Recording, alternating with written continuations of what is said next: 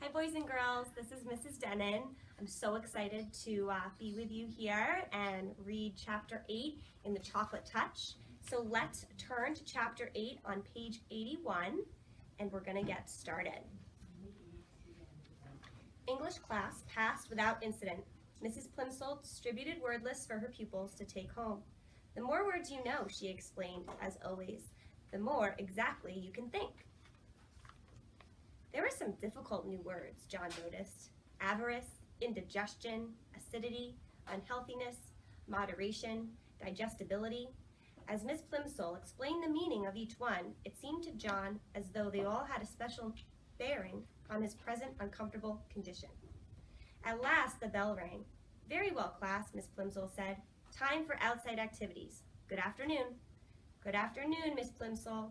Miss Plimsoll gave the signal for dismissal, and the pupils in the front row filed out, followed by those in the second row, including John and Susan. Susan played a violin in the school orchestra, and usually she and John went to rehearsals in the auditorium together.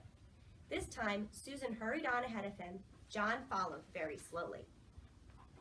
The members of the orchestra were sitting at their music stands on the auditorium stage when John, carrying his dark blue trumpet case, got to his chair in the brass section. Mrs. Quaver had already begun to explain a difficult passage to the girl who played the flute. Just after Jay sings, nestlings chirp and flee, she was saying, you come in with your trill. Doodle-doodle-doo. Do you see the place on your score? Good. Ah, John, Miss Quaver exclaimed, seeing him in his place. I'm glad you're not absent. As I have just told the others this afternoon, we're having the first joint rehearsal of my arrangement of A Boy's Song by James Hogg. We've been all over all the individual parts and all the sections, you will recall. Now it's time to fit the pieces together. John nervously opened his trumpet case and took his shining golden trumpet from its bed of scarlet velvet. The beautiful new trumpet gave him confidence. He worked the valves nimbly with his fingers and looked up at Mrs. Quaver again. Now, John, she said, tell me when your little solo begins. Right after the end of the second verse, John promptly replied. He had practiced his part every evening in the basement at home for the last 2 weeks. He knew every note perfectly. After the line, that's the way for Billy and me. Good, said Mrs. Quaver. And don't forget what I told you, John. This is a happy song. I want you to play ta-da, ta-da, ta-da, ta, simply repeating the rhythm of my voice. And I don't want you to be light and lively. Oh, and I want you to be light and lively.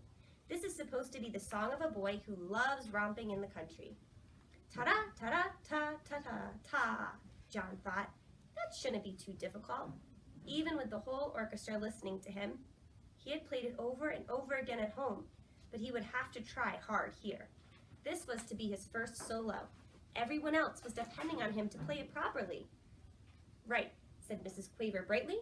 With her baton, she rapped twice sharply on the music stand before her. All the musicians brought their instruments into playing position.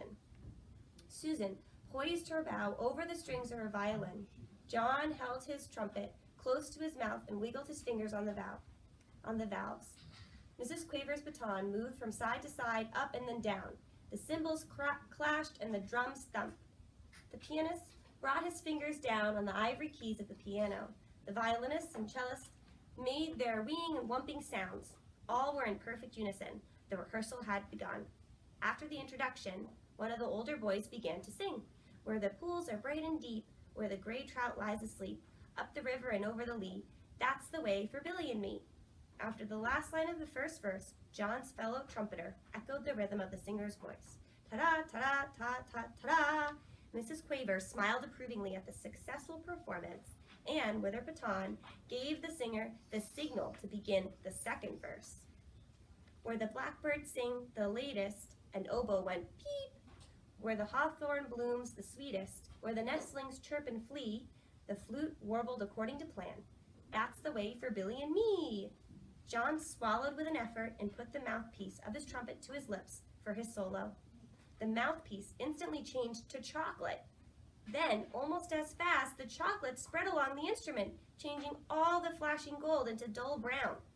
The first note came out fairly true, ta, but chocolate trumpets cannot withstand much pressure.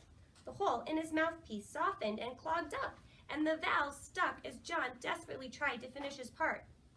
Mrs. Quavert's eyes almost popped out of her head as she listened to him play. Ta-ta-too-ta.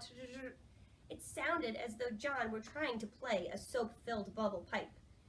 Terribly flustered, he put down his trumpet. Mrs. Quaver was speechless. The orchestra was rocked by uproarious laughter. The other trumpeter leaned over toward John's chair and picked up the trumpet. "It's a chocolate trumpet," he shouted derisively. No wonder it sounded like that. John Midas was trying to play a chocolate. John didn't wait to hear any more. He fled from the stage and out to the playground without stopping even to look around. He ran through the stone gateway and homeward. That is the end of chapter 8. I'm really excited to read on tomorrow night, read chapter 9 and see what happens next. Thanks for reading with me.